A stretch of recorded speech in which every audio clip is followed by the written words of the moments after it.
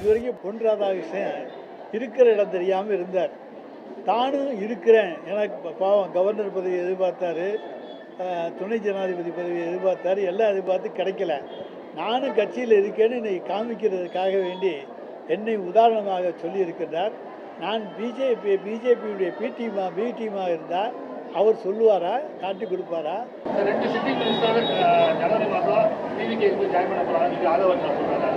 அவருடைய யோசியத்துக்கெல்லாம் நாங்கள் பதில் சொல்ல முடியாது. எங்கள்கிட்டருந்து யாரும் பேச்சுவார்த்தையெல்லாம் யார் நடத்த முடியாது எங்கள் அமைச்சர்கள்ட்ட. அவர் பார்க்குற ஜோசியம் கிளி ஜோசியம் இதுக்கெல்லாம் நாங்கள் பதில் சொல்ல முடியாது. ஜெயக்குமார் முன்னாள் ஜெயக்குமார் ரகுபதி அதிமுகவுக்கு துரோகம் செய்துட்டு போயிருக்கிறாரு. திமுகவுக்கு அவர் எடப்பாடியை பற்றி பேச அருகதை இல்லைன்னு சார், நான் திமுகவுக்கு 25 வருஷம் ஆச்சு.